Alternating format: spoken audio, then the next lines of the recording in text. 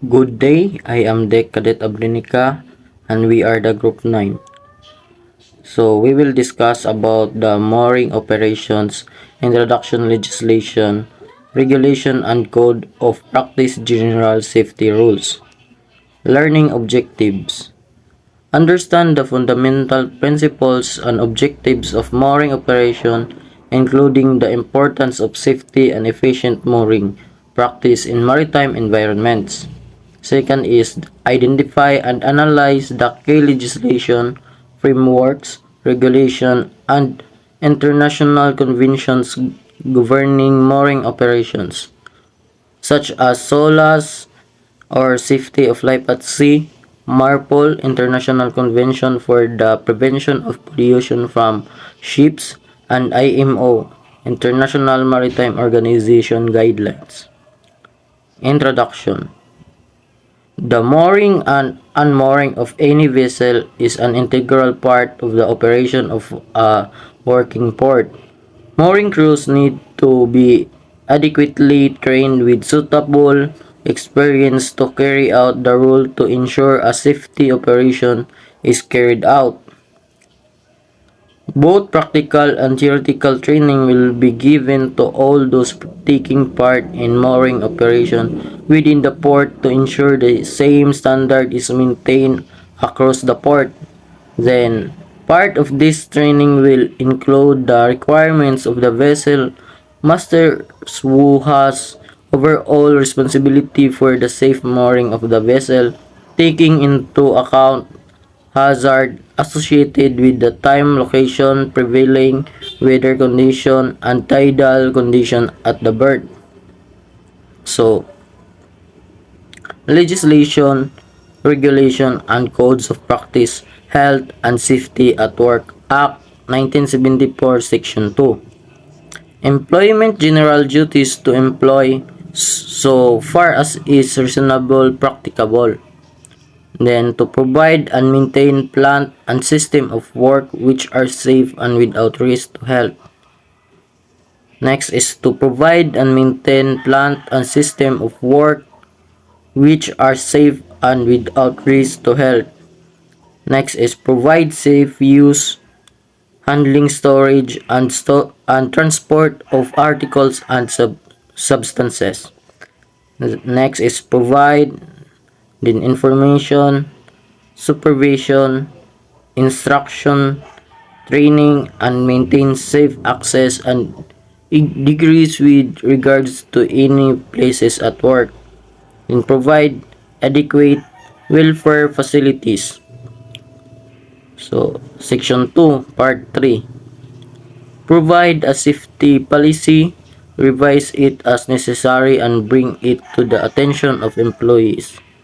Section 3. Employers' general duties to persons not in their legislation employee so far as reasonable practicable. Regulation and code of practice. Ensure that those not employed are not exposed to risk to their health and safety from the company undertakings. Section 7. Employees' general duties. Take responsible care for your own health and safety and that of others affected by what you do. Next is cooperate with the employer to enable them to discharge their duties. Section 8. Do not misuse or interfere with any provided for safety purposes.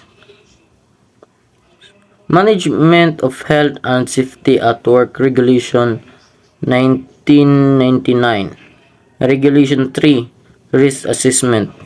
Make a suitable and sufficient assessments of the risk to the health and safety of employees and others not employment which they may be exposed to while at work.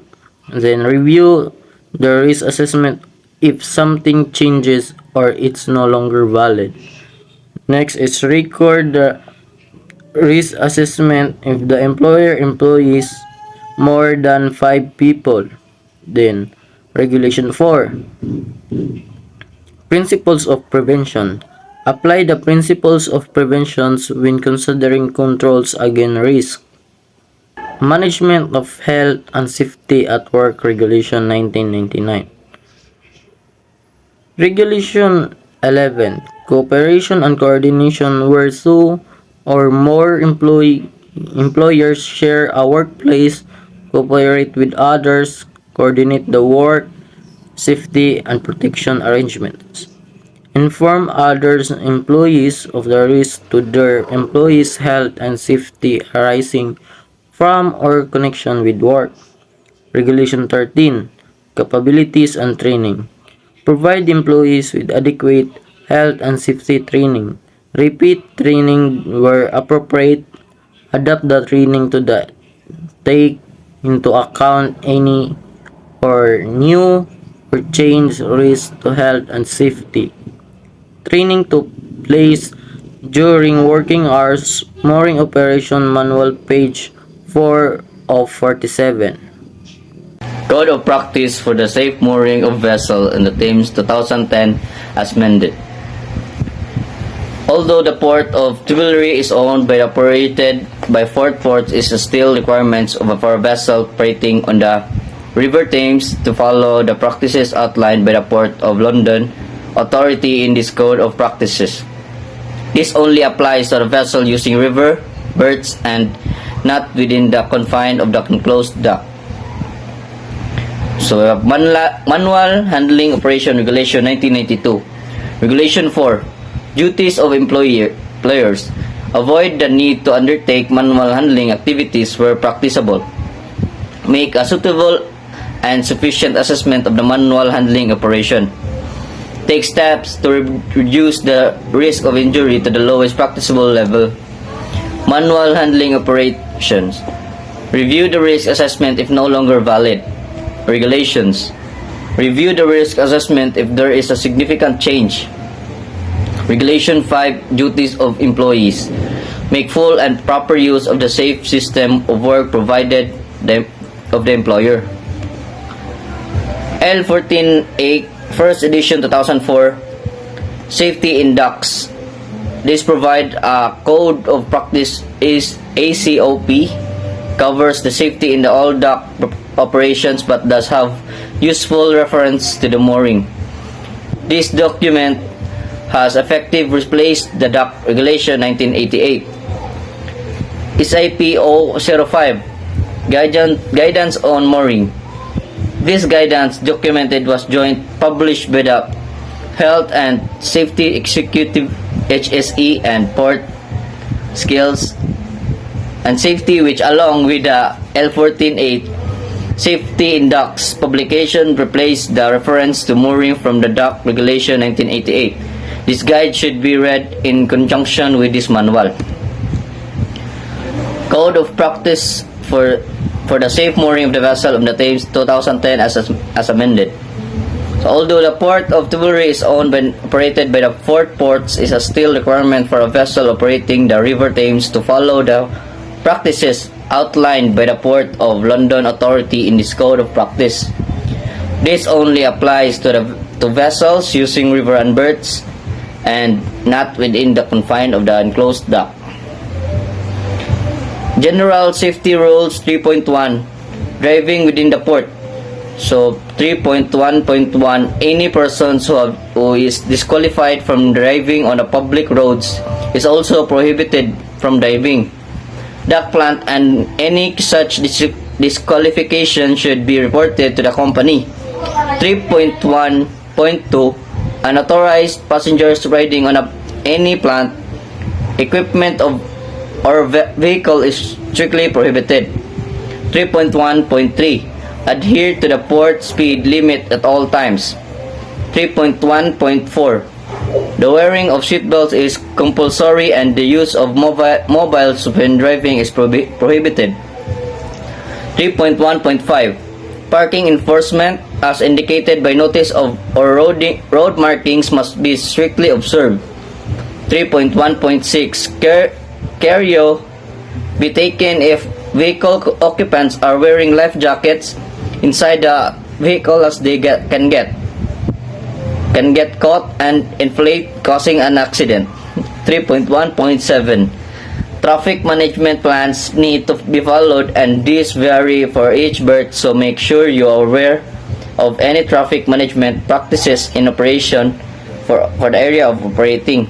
General safety rules. 3.2 Reporting of defects.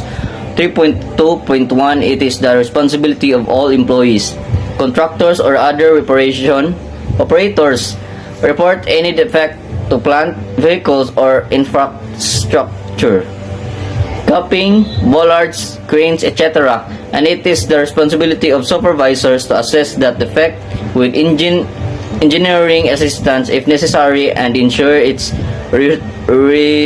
rectification as soon as there is reasonably practicable.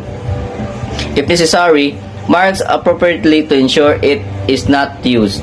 3.2.2 Due attention should be paid to the lifebuoys positioned around the quays, and any defect of missing lifebuoys must be reported to the appropriate manager.